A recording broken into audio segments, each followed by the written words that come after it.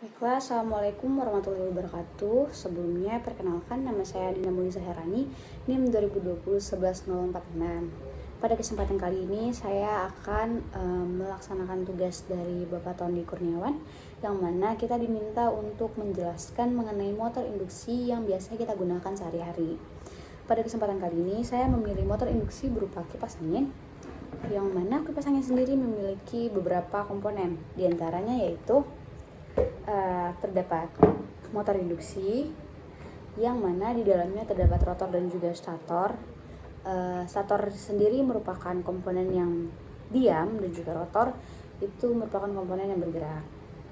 Lalu terdapat juga kapasitor dan kontrol panel yang dimana digunakan untuk mengatur kecepatan dari si kipas angin tersebut.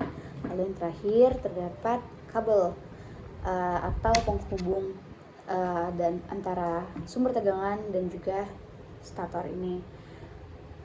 Lalu dari motor induksi tersendiri itu memiliki prinsip kerja yang berupa yang mana dia itu akan bekerja jika dialiri arus AC yang polaritas dan besarnya itu berubah-ubah terhadap waktu.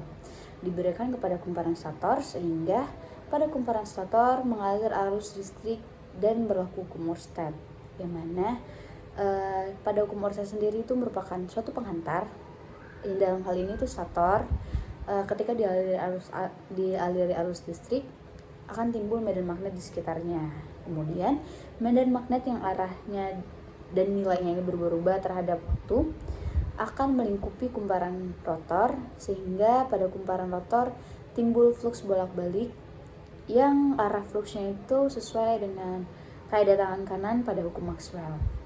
Kemudian akan timbul gagal induksi pada kumparan rotor karena flux yang menginduksi kumparan rotor berubah-ubah terhadap waktu sesuai dengan hukum Faraday. Lalu karena kumparan rotor merupakan rangkaian tertutup, maka mengalir arus induksi pada kumparan rotor. Kemudian pada kumparan rotor akan menerima gaya magnetik sesuai dengan hukum Lorentz, di mana suatu penghantar, dalam hal ini rotor, apabila dialiri arus listrik dan ditempatkan di dalam medan magnet, maka kumparan tersebut akan menerima gaya magnetik atau gaya Lorentz yang menghasilkan torsi mekanis hingga membuat si rotor ini berputar. Baiklah, mungkin sekian dari saya. Terima kasih. Wassalamualaikum warahmatullahi wabarakatuh.